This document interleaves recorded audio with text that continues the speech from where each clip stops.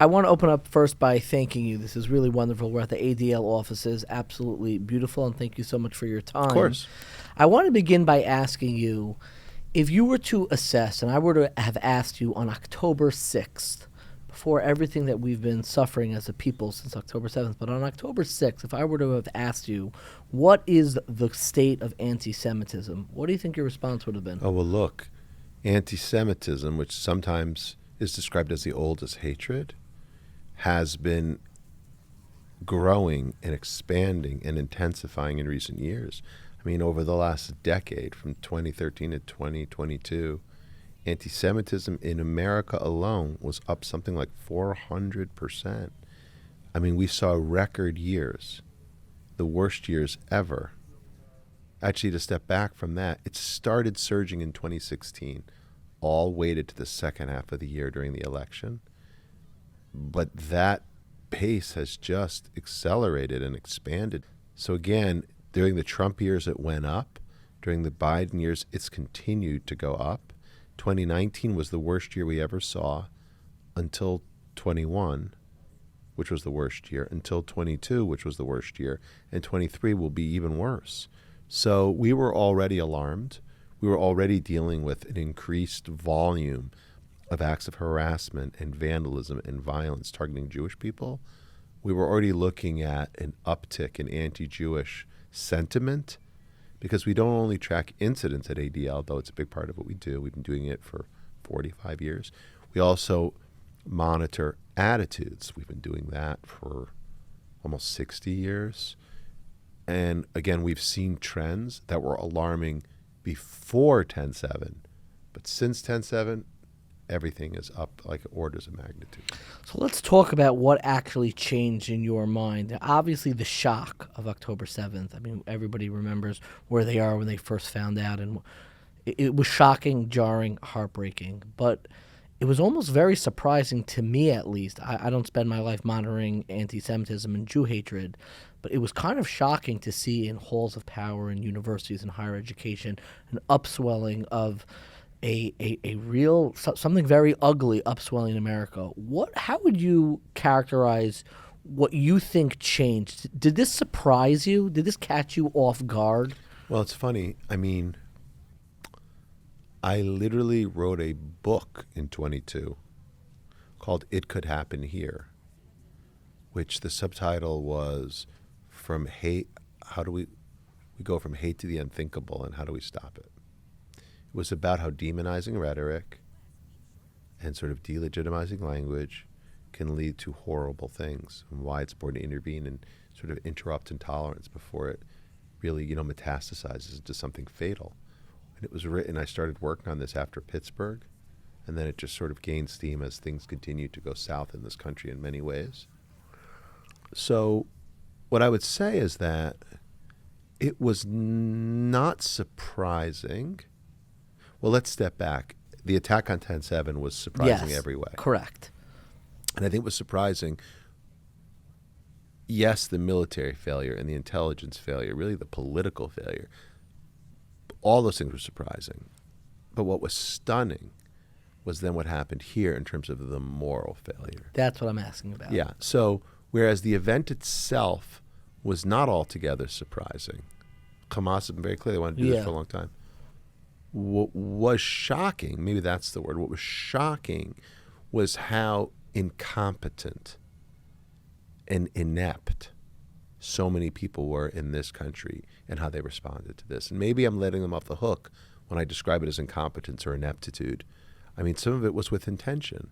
And I think people that we might not, in parties we might not have suspected, somehow felt like, these Jews deserved it. Somehow felt like this was an act of liberation.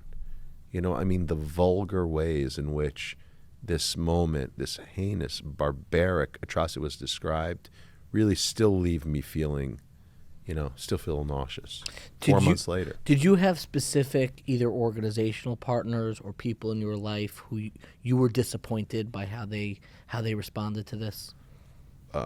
In fairness, I think everyone does. So maybe at ADL, you could talk about organizational partners. And look, there were some, to be clear, David, there were some very bright lights some real Yes. moments of goodness and solidarity. You know, the first call that I got, like the first phone call that I got on Saturday, look, we observe Shabbat. Like, I don't work on Saturday. And I noticed generally, and one of your colleagues, a friend of mine, Tzivy, actually pointed this out, that the ADL, unless there's a crisis, does not tweet on Shabbos. We don't tweet. We don't email. We don't have meetings. We don't come to the office. Like, we are lights out at, on I Friday. thought that was very beautiful, honestly. Yeah, because this work is so intense. It is so intense. Like, I feel like it is healthy for the organization to observe Shabbat. By the way, we have a lot of non-Jewish people who work here, but everyone observes Shabbat. It's sort of organizational Shabbat, if you will. So whether it's a religious observance for you or even a secular, moment to catch your breath, I think everyone benefits from the day off. Yeah. Now, that being said, crisis will intervene. Correct. And this happened. Charlottesville was on a Saturday. Tree of Life was on a Saturday. The shooting at the Chabad in Poway was on a Saturday. Wow. That's On and on. But tell me about that to first go phone back call. to it, Yeah. so it was, I got my first call about what was happened at 3 a.m. when the head of our Jerusalem office called me from the bomb shelter, or from, in her house, and said, there's missiles being fired all over the country. I don't know what's going on. And I said, oh, don't worry. we'll figure this out. And then, again, when your phone rings at 3 a.m, you typically, you answer it, especially with one of your Especially when staff you're the head of people. the ADL. Yes. Even though it's Shabbat. Sure. And then we turned on the television and said, what is going on? And it actually wasn't even on CNN yet at that point. It wasn't for a couple hours until it came in. But my point in sharing that with you is I ended up coming into the office. And then I got a call from Al Sharpton, probably mid-morning or midday. Reverend Sharpton has a long history, a colorful history, let's just say, here in New York. I'm not a New Yorker, and I think I was in high school when most of those things happened. Nonetheless, he has been a real partner to this organization, spoken out against anti-Semitism repeatedly in recent years. And when all this happened, he called me and he said, what can I do? I don't know that I would have expected to hear from Al Sharpton, but that was the first call. And I said, you should make a statement. And wouldn't you know it, I don't know, within maybe 24 hours, there was a joint statement released by Al Sharpton, Martin Luther King III, the NAACP, the Urban League. He organized it. I got a call that afternoon from the head of the Asian American Foundation. We've done a lot of work with the Asian American community to support them with the rise of anti-Asian hate. But all that being said, and I got a number of calls from politicians, but all that being said, I just think about the collective response as a society that we had after the murder of George Floyd, after the shootings in El Paso, after the Pulse shooting at that nightclub in Orlando, and on and on and on. And while some people may have called me, with whom I had a relationship, and some organizations stood up, like National Action Network, United Negro College Fund, what was so loud and deafening was the silence of so many. And that continues to gnaw at me, I think. And I will acknowledge that, all of us in the Jewish community need to be held accountable and take responsibility in some degree. Now, I'm not blaming us as the victims here, but I am saying the idea that anti-Zionism could take hold as if it were a legitimate ideology, it is not. The idea that people could somehow come to the conclusion that it's reasonable to go, vandalize, quote, Zionist businesses, it is not. There's no such thing as a Zionist business. It's a joke. It's correct. Jewish-owned Yeah. businesses. The idea that people think it's somehow acceptable to defame Israelis as Nazis and on and on.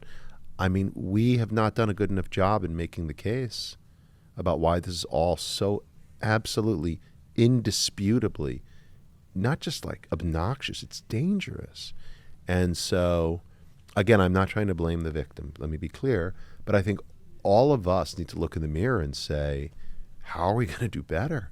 Like, this is, it's not, sometimes the word is used to the point of exaggeration, but this is truly a, quote, existential issue, because this is about our existence and our ability to how we live and how we go on in this society as Jews.